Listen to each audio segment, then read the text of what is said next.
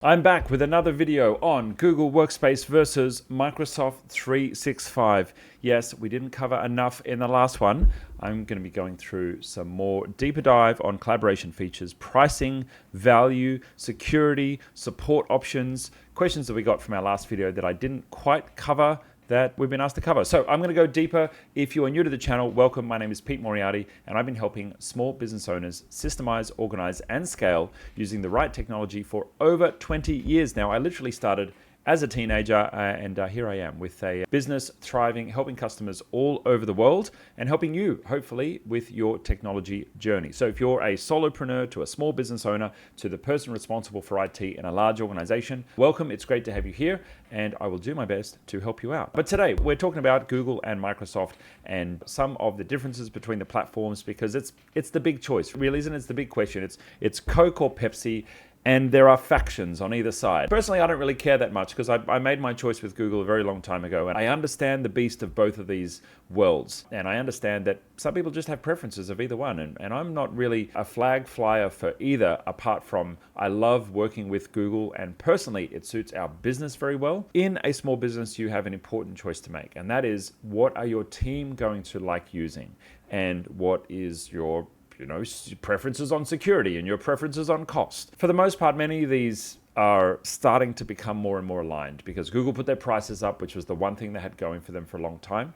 And Microsoft got a lot better with collaboration, which was the thing that Google had going for them for a long time as well. So we've seen this evening out of the two different ecosystems. And now things tend to come down more and more to personal preference of what do you like using in the apps. But without further ado, let's go ahead and jump right in and let's talk about some of the differences that still exist between these two platforms.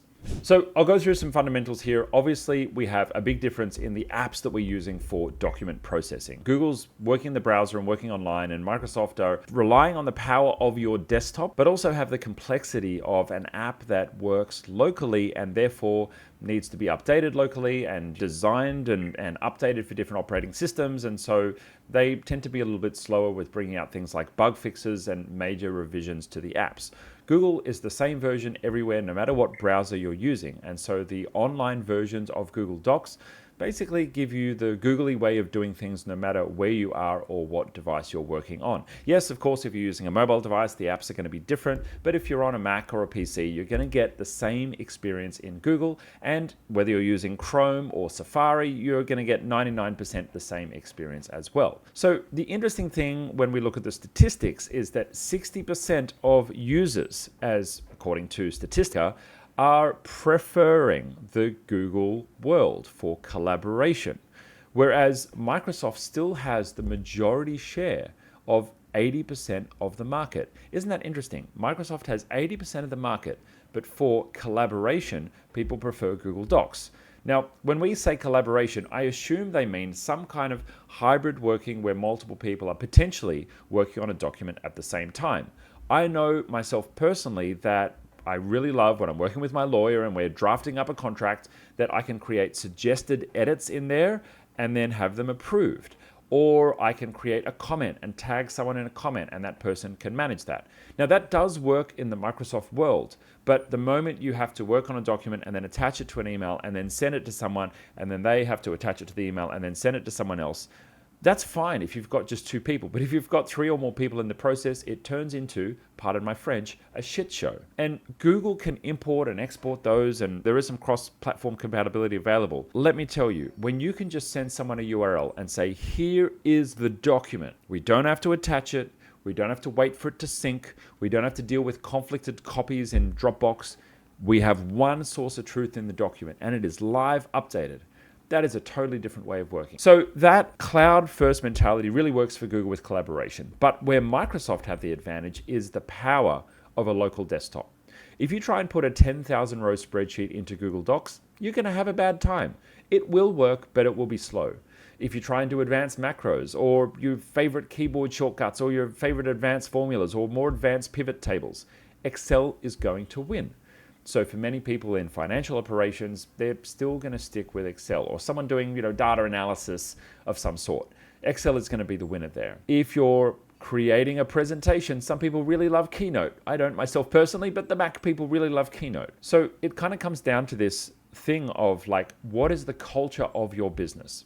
Is the culture of your business a googly culture where we're going to be 10 people working on the monthly all hands meeting document at the same time, collaborating from different locations, and 5 minutes before the meeting, people are still updating their numbers on their slide? That's the kind of business that we are, and it works great for us. And we've worked very closely with Google, the organization, for many, many years, over a decade, nearly 2 decades now, actually. And we've been able to see how these fast-moving, high-growth, multi-billion-dollar organizations work. And it is a very collaborative approach.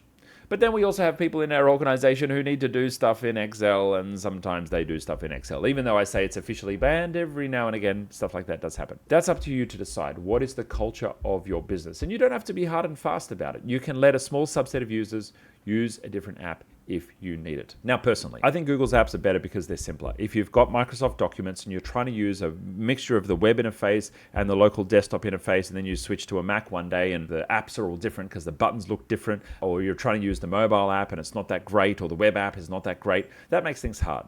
Google have a very consistent experience across all of them, and I like that. Let's look at where else these documents work and don't work. Now, integrations is an interesting one to talk about because Google are very googly and open, and they have APIs for everything. And so there are lots of add-ons and marketplace apps that enhance the functionality of Google. Microsoft's approach is we're going to build the best app, which is super customizable, so you shouldn't really need many third-party apps. There are obviously integrations. If you're using Outlook and you've got a financial services business, you may have an app that connects to your Outlook that you can drag and drop matters or claims or submissions on loans applications into your little app inside of your Outlook, and that can help you to categorize for compliance reasons. If you're a law firm, you probably have an app that talks to your Microsoft Word, and that would help you with precedents that you can basically click a button and it cut and pastes things into your document. I understand how important these are for different people. For myself personally, I want an app that's really easy for me to e-sign and DocuSign documents, and I can insert my signature right into a document. Google even has their own e-signature feature that they've now built into Google Docs. So all of these are available for you in these different ecosystems. Some of this decision on document formats might be swayed by the industry that you're in, based on the tools that are there for your business. So I think we've covered that you're going to have a choice for your business, and that's going to come down to not just the culture, but also, what you need to get done in practical sense in your particular industry vertical. Let's talk a little bit about the actual day-to-day use of the documents. Now, Google Workspace has, yes, all the real-time collaboration, but because it's all happening online and in real time, the revision history lets you go through every change to every document down to the cell level or almost the keystroke level on a Google document. This works great and is much better than the Microsoft alternative. You've got to use SharePoint. The commenting is there, but it's a bit harder. When people are sending stuff back and forward to each other, you can lose some of the comments potentially. That makes things a little bit more challenging. Microsoft is more feature rich. It's more advanced, but sometimes it's a bit more clunky in actually getting things done. I think that's the best way to describe it, and I hope that the Microsoft diehards won't get hurt with me saying that. It's more feature rich, but it's clunky, and that's hard. Now, Google have the googly approach, which is we'll give you just the buttons that you need and nothing more, which can feel a bit sparse at times. If I want to add a background image with a gradient to the footer or the header of my Google document, I just can't do that. That's really easy to do in Microsoft. So the more advanced document processing is much better in the Microsoft world. Now, Microsoft have made things a bit better with Teams, which helps large organizations connect everyone and even small businesses as well, right? You've got some options to connect and collaborate with your team more rapidly if you need to. If you're chatting away with someone, you need to jump in a meeting, boom, you click one button and you jump in a meeting. That works on both platforms well. Is everything deeply integrated with each other? Not always. Microsoft have things like status there, and that's good. But what I really love about the Google side of things when it comes to keeping your team connected is Google are really designed for people to not be sitting next to each other in an office, because Google's operated like that as a company for so long. If I have my out of office set in my calendar, it's going to notify not only people that I'm chatting to, but people that I email as well, that I'm out of the office. And they may expect a delayed response. Small things like that I absolutely love from Google that go above and beyond just the status of whether or not I'm in the office. Now, pricing wise, both of these ecosystems are pretty similar to each other. Microsoft does have some basic plans, and obviously you can buy just Office if you want without email, but most business owners are going to need email, so that's probably going to be part and parcel for what you're after. My strong recommendation for business owners is that if you're using Google Workspace, you actually go onto the business standard plan rather than the starter plan, because the standard plan gets you access to advanced sharing features with Google Shared Drives and the ability to record your Google Meets and place them straight in a Google Drive.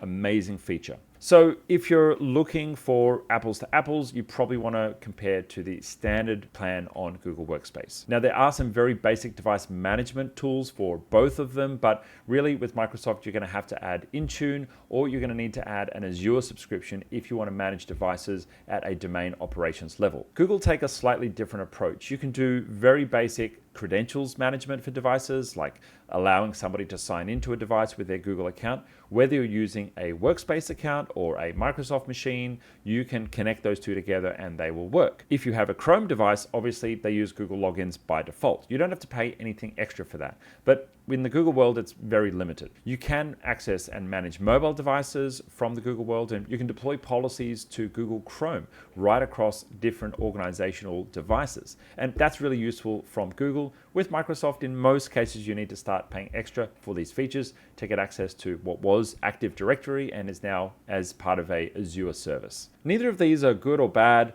It just comes down to what your configuration of devices is within your business and how heavy you want to go on actually managing those devices as well. Both ecosystems are fairly affordable for small business, and as you grow into a medium-sized business and your needs change around management and support of the ecosystem, well, that's where your price may differ based on how many devices you've got and just how many people you've got in the company. Security is important nowadays, and thankfully both ecosystems have amazing security features. Two-factor authentication can be switched on and mandated for everyone in the business very easily, and both have their own versions of advanced threat prevention. Google has an advanced protection program that you can sign executives up for, and Microsoft have a bevy of different security options, from antivirus that sits down there on your computer right up to advanced account management with their advanced threat protection program. If you do run into trouble, both have support options, and where Google primarily rely on their own support for the product, Microsoft have a very strong channel partners all over the world who are available for support. Now, Microsoft tend to send people more to their channel and support network, and there is a huge ecosystem of support partners for Microsoft. Google, to be honest, break less.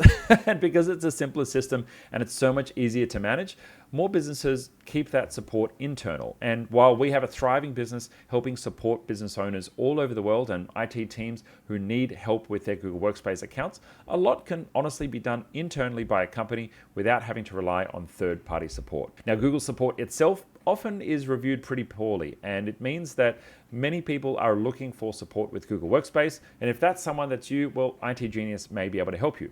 If you're looking for a free health check on your Google Workspace account to see whether or not you've got everything tip-top in shape with your security settings, with getting the most out of all the features, and making sure that you have your sharing settings configured correctly so nothing gets lost from your business, well, our team can help you with that if you'd like support. We also support Microsoft in our business as well, and if you'd like a security review or an overall business cybersecurity review, well, our team can help with that too. Book a consultation with the team on the link down below.